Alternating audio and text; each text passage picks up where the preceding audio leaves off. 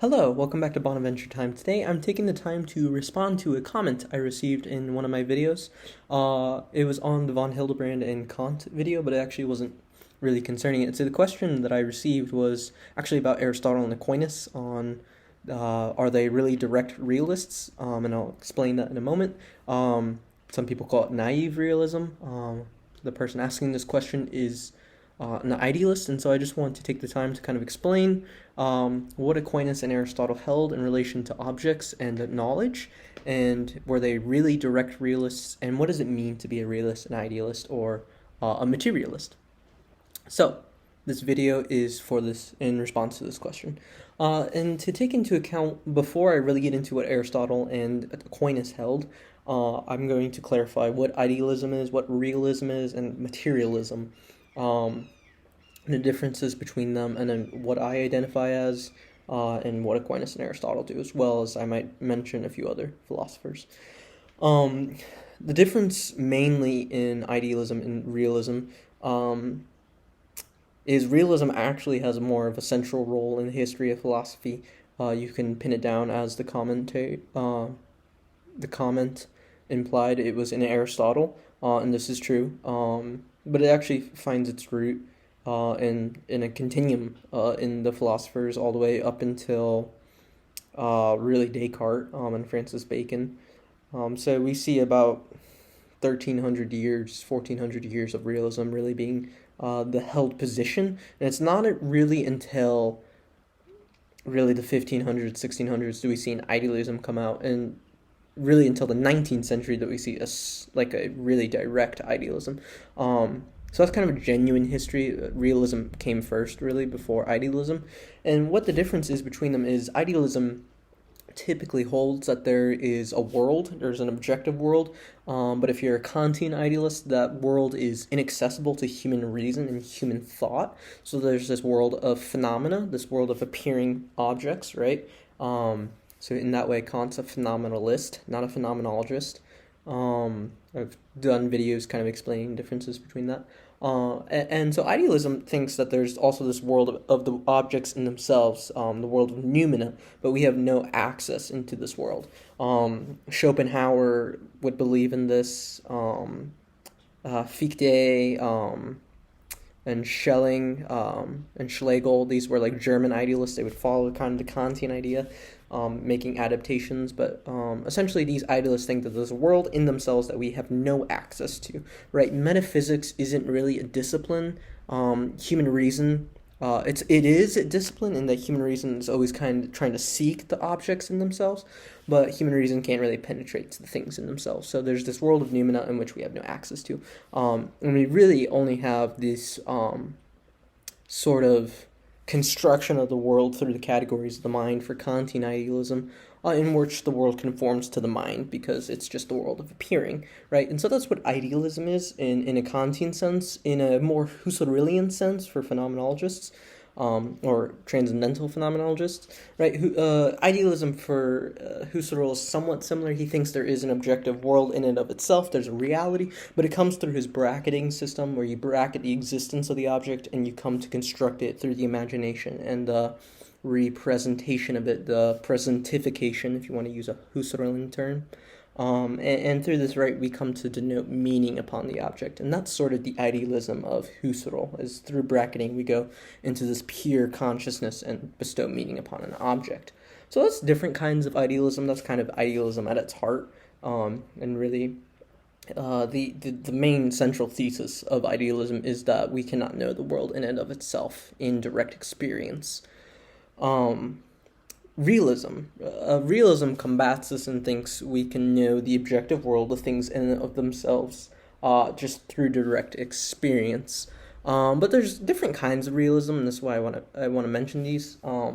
There's direct realism, and I'll mention that in a little bit more in a bit. But there's also what we call indirect realism in epistemology, and these would include people like Hume, Locke, Bertrand Russell, Ayer, famous philosophers in that kind of area. So you have really the empiricists in one area, and then Russell and Ayer in the more analytical tradition.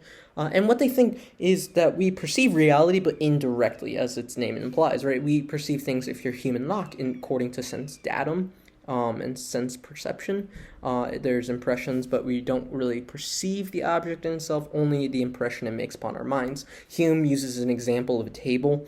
When I distance myself from the table gets smaller, but actually it's not getting smaller in reality. And so really what's getting smaller is the impression the table is making upon my mind, right? So there's a sense of the object, but I can't perceive it directly. I'm really getting only an impression of the object in my mind. Locke has a similar theory to that. Bertrand Russell calls it sense datum. I don't perceive things in themselves, only a sense datum that is made upon sense perceptions. It's in some way very right. That's why he's in the same sort of category in a way of Locke and Hume, though his philosophy is very different. So that's indirect realism. And then there's really just realism. And that is just perceiving the thing in and of itself, knowing the essence and the existence of it. That's co-principles in metaphysics. I've made previous videos on what does philosophy study, talking about metaphysics and what it studies. So if you want more of that in depth, I would go watch that video, or just basic metaphysical courses. Right, but realism asserts that there is a form, there's a matter through abstraction, right? We can come to know the form of things through perception of the matter, and come to knowledge of the thing in and of itself, so come to the essence of things.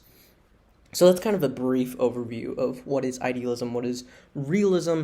The comment did mention materialism. I'm not going to spend too much time on that. If the person leaving the comment wants more on materialism and what I think about material, what we call sometimes in philosophy materialistic reductionism, I can make a video. I think it really merits its own video. So I won't really go into materialism, actually.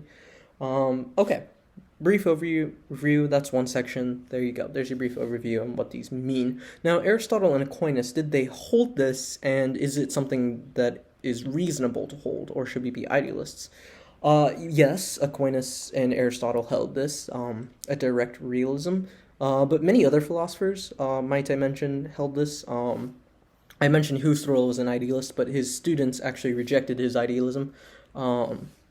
Even Heidegger himself thought there was an objective world in and of itself accessible to what he calls the design, so he develops an existential sort of philosophy. But Edith Stein, realist, von Hildebrand, Max Scheler, Adolf Reinach, Konrad Martius, these are all phenomenologists. Saint Bonaventure, who I hold in special place in philosophy, himself was a realist. Really all the scholastic philosophers. Plato was not. Plato was in many ways an idealist, and sort of a combination of indirect realism with his forms. But his students, Aristotle, and the people following Aristotle, the Neoplatonic thought, were all realists.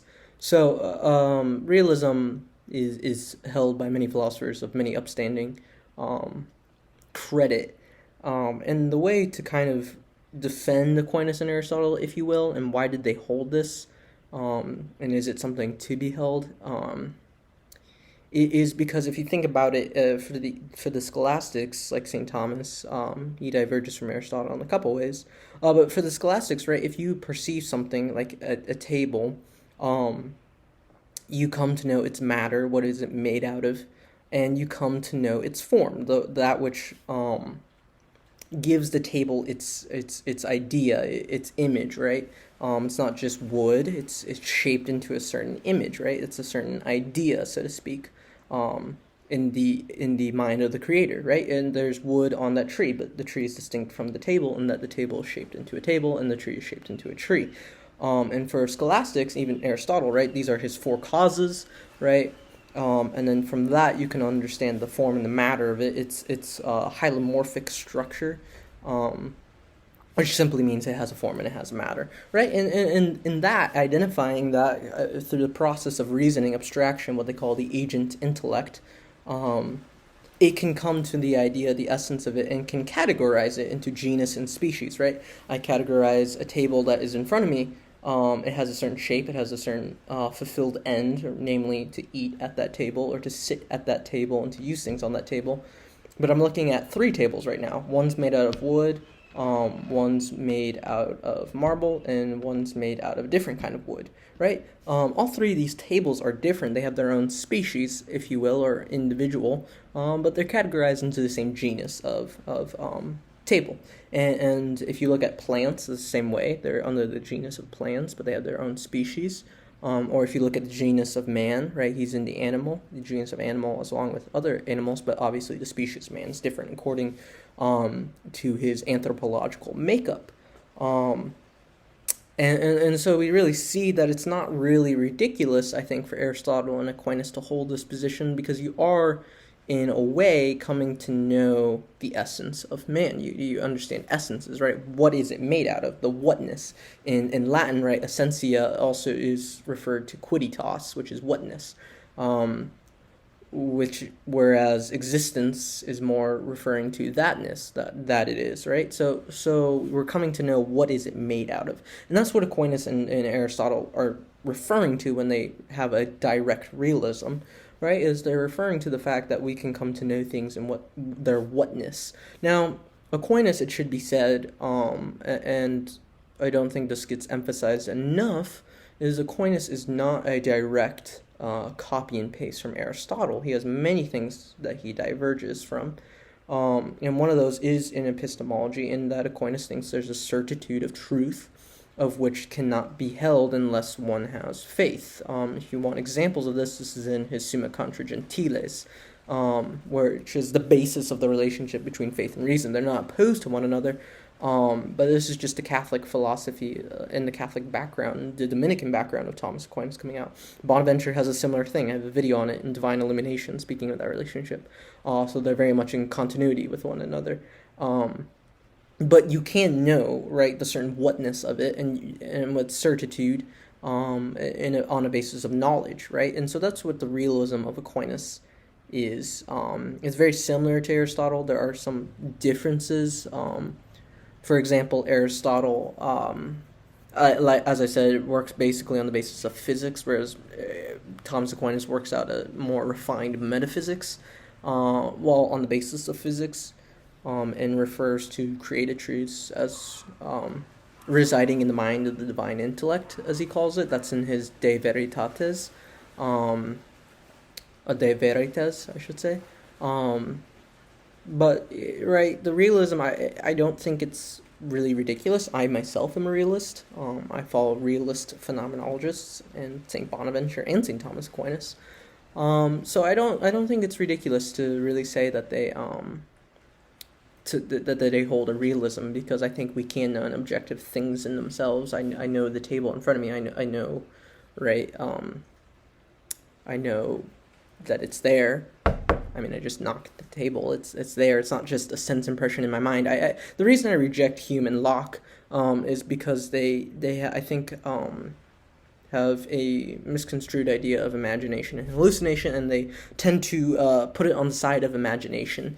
But I would follow Husserl, not into his idealism, but in his epistemology, in his logical investigations, where Husserl really works out the imagination as something as aiding in epistemological experience, not as something as hallucination. Hallucination can appear in imagination at times, but it also can appear in perception, right? And Aristotle has some quotes that seems like he would hold the opposite, but I have actually argued in some of my papers that Aristotle actually holds a certain dignified place for the imagination, and that hallucinations actually, in many ways, on the side of perception. And in that way, you see the kind of Platonic influence that Aristotle got from his teacher, Plato, because at the end of the day, Aristotle rejects a lot of Plato, but at the end of the day, no one can deny he was his student. That's just a fact, and there's many things in Aristotle's philosophy that are Platonic, and that's not wrong, right? So I think there's just in understanding Aquinas and Aristotle, you have to understand what they really mean by realism, and what they're really trying to get at. And so no, I don't think it's ridiculous to hold that. Nor do I think I don't think it's viable to hold to idealism, because at the end of the day, when the world starts constructing and forming according to the categories of the mind, right, according to Kant and the German idealists, right, you lose a discovery of essence of things, and there's general ontological principles according to objects that are necessary, right? Von Hildebrand works, I talked about that in my video on von Hildebrand, where the comment was made, right? Essence laws, right? There's things that are strictly necessary that be across every possible world, right? That being and non-being cannot exist at the same time, right? Something cannot both be and not be at the same time, right? That moral values presupposes a person, right? So there's certain objective things, right, that I think at the end of the day, there's certain concepts, right? Laws of nature for von Hildebrand, he categorizes, funny enough, under the genuine unities or morphic unities. But there are certain principles, like Conrad Martius talks about, the weight of a rock is it cannot be separated from the rock, right? You can abstract certain unities of the rock, right? It's the color of the rock, right? The form of the rock. But at the end of the day, its weight is always attributed to the rock. So there's certain ontological principles that always must be. And if you want to disagree with me on that, you're free to do it. And maybe you're more in the camp of indirect realism, right? With Locke, Hume, and Bertrand Russell. But I just don't find their arguments rather convincing. I think we can know essences of things, and thereby posit the co-principles of existence, essence, form, matter, act, potency, and see the development of that. So that's my response to that video. I know it was a little scattered towards the end there, but that's how I perceive the question being asked, and that is my way of answering it, clarifying what is meant by realism, indirect realism, idealism, and then responding what do Aquinas and Aristotle mean by that, and how does that delve into a brief overview of metaphysics. So I hope this video was helpful. I certainly hope it answers the question. Please let me know if you have more questions. I'm always happy to answer them. Yeah, thank you and God bless.